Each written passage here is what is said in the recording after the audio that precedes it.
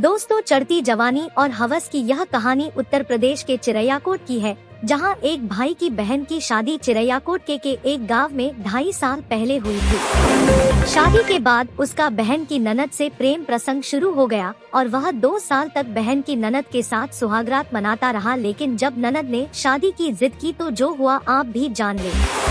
दोस्तों, यहाँ अमृता नाम की महिला की शादी देवेंद्र नाम के व्यक्ति के साथ 2.5 साल पहले हुई थी। दोस्तों, जैसा कि अपने यहाँ जब 2 परिवारों के बीच रिश्ता जुड़ता है तो लड़के वाले लड़की के यहाँ और लड़की वाले लड़के के यहाँ आते जाते हैं। इसी तरह शादी के बाद भाई का बहन के घर आना जाना शुरू हो गया। इसी बीच उसकी बहन से उसका प्रेम प्रसंग शुरू हो गया। कभी ननद भाभी के साथ उसके घर आती तो कभी विनीत अपने बहन के घर जाता और दोनों चोरी छुपे मिलते। शादी के कुछ महीनों बाद ही वह अपनी बहन के यहाँ ही रहने लगा और अपने जीजा के साथ काम धंधा करने लगा। अब तो दोनों चोरी छुपे प्यार मोहब्बत भरी बातें करने लगे। उसने बहन की ननद से शादी का वादा किया कि मैं तुमसे ही शादी करूंगा। उस समय ननद की उम्र 16 वर्ष थी। एक दी गांव में शादी हुई, सभी लोग शादी में गए। ननद और विनीत जल्दी घर आ गए। फिर क्या था, मौका पाकर दोनों ने उस रात जमकर शारीरिक संबंध बनाए। दोस्तों, यदि एक बार शारीरिक संबंध बन जाए तो यह सिलसिला यूं ही नहीं रुकता।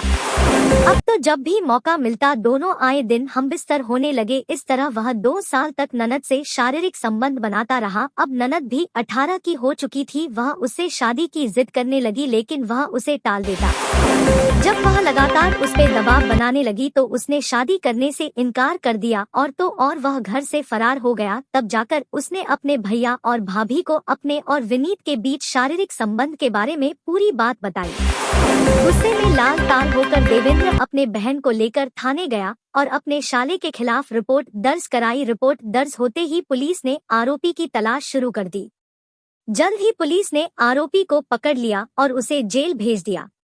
दोस्तों, यह कोई ऐसा पहला मामला नहीं है, कई लड़कियों के साथ ऐसा हो चुका है। पहले शादी का वादा, फिर जिस्म की भूख पूरी करने के बाद शादी से इनकार कर देना। कुछ लड़कियां तो शादी से पहले ही बिन ब्याही मां बन चुकी है। मैं सभी लड़कियों से कहना चाहूंगी कि शादी से पहले ही यह काम ना करें, नहीं तो आपके साथ भी ऐसी ही घटना घट सकती है। किसी की बहन बेटी के साथ ऐसा ना हो, इससे परिवार की इज्जत बर्बाद हो जाती है। दोस्तों, आप आपराधिक मानसिकता को समझे, सतर्क रहें, सुरक्षित रहें। धन्यवाद।